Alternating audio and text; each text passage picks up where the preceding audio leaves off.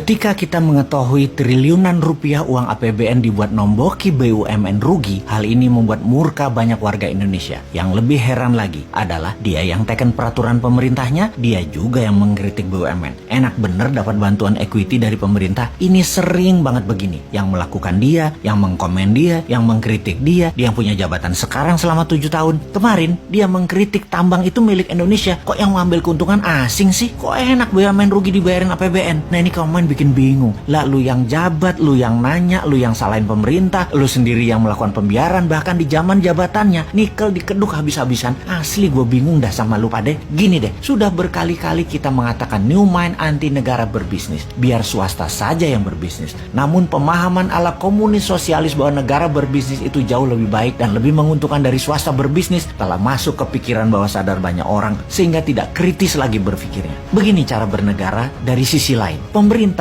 adalah regulator. Ngerti? Regulator, wasit pelaksana aturan dan pembuat aturan yang memudahkan anak bangsa berkarya. Berkarya secara maksimum, mengurangi atau menahan asing berkuasa, mendistribusikan kekayaan kepada rakyat, membuat rakyat sehat, sejahtera, dan berpendidikan, serta memberikan peluang yang sama pada setiap anak bangsa. Negara memajaki jasa mereka yang telah negara permudah berusaha tadi sehingga mendapatkan keuntungan yang banyak. Di sisi positif lainnya, pengusaha bisa membuka lapangan pekerjaan. Ingat, lapangan pekerjaan itu yang membuka swasta, bukan pemerintah. Ingat ya, bukan negara yang membuka lapangan kerja, tapi aturan dan kebijakan pemerintah yang bijaklah yang membuat lapangan kerja tadi lebih banyak. Negara jadi kaya bukan karena negara berbisnis, tapi rakyat dibuatkan peluang yang fair, yang sama, sehingga yang pinter, yang rajin, yang hemat, yang santun, yang sukses. Bukan yang jabat, yang korupsi, yang memanfaatkan jabatan, yang kaya. Atau bukan pengusaha yang main dengan pejabatnya yang nambah kaya karena merubah peraturan. Sama, politikus adalah pengawal pemerintah, membuat undang-undang yang melincahkan pemerintah untuk membantu rakyat. Yang terakhir, fungsi kontrol serta administrasi pemerintah saat ini acak kadut. Sudah 7 presiden tidak rapih, lemah, dan banyak bolongnya. Ditambah PNS yang one prestasi, yang tidak taat, yang nakal, tidak bisa dipecat. Itu aja urusan pemerintah dan politikusnya. Jangan berbisnis. Bisnis dan usaha itu ranah swasta, ranah rakyat yang tidak memiliki jabatan. Jadi kembali ke BUMN, bahwa jika apple to apple membandingkan bisnis pasar bebas, BUMN sudah keok sejak dulu. BUMN itu dilindungi peraturan dan diberikan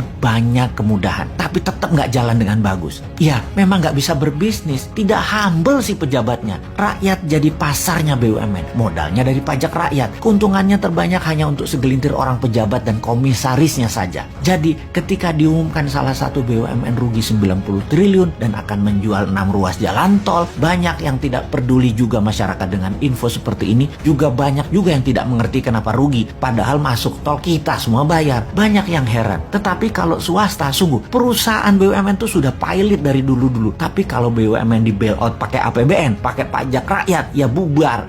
Rakyatnya tetap masih percaya loh BUMN itu penting. Kok bisa ya? Dikira kalau swasta kaya negara miskin gitu ya. Padahal sebaliknya, kalau swasta kaya, negara menjadi sangat kaya. Tiongkok itu kaya swastanya. Di luar negeri untuk mencaplok ekonomi negara lain baru pakai BUMN Tiongkok. Jadi BUMN Tiongkok tuh pahlawan devisa. Swasta Tiongkok main di dalam negeri, dan yang bermain di luar negeri itu BUMN. Kita lanjut. Ketika flag carrier airline kebanggaan nasional Garuda Indonesia sebelum COVID saja sudah keok, ditambah PPKM sekarang dengan macam-macam aturan membuat traveler berkurang hingga lebih 50%. Sekarang kemungkinan gagal restrukturisasi semakin besar. Nama kebanggaan Garuda akan jadi Pelita Air melindungi diri dari tuntutan investor, di mana sebentar lagi APBN juga yang akan bayarin. Pastinya saat ini banyak lagi daftar BUMN yang merugi dan memiliki hutang yang menumpuk sangat besar. Bahkan aset jaminannya kalau diambil lender atau diambil investor, maka aset tersebut pasti jadi milik asing. Kembali mengingatkan di zaman jual BUMN dan perusahaan murah di tahun 2000-an, efek resesi ekonomi tahun 97-98 yang dijual murah di zaman Bu Mega. Sungguh kayaknya bakal tergadai lagi nih aset negara lewat BUMN yang salah kelola. Enggak ding, ternyata pilihannya adalah dibayari pakai APBN walaupun rugi dan terbukti jajarannya nggak bisa kerja. Tenang, ada pajak yang galak buat membayari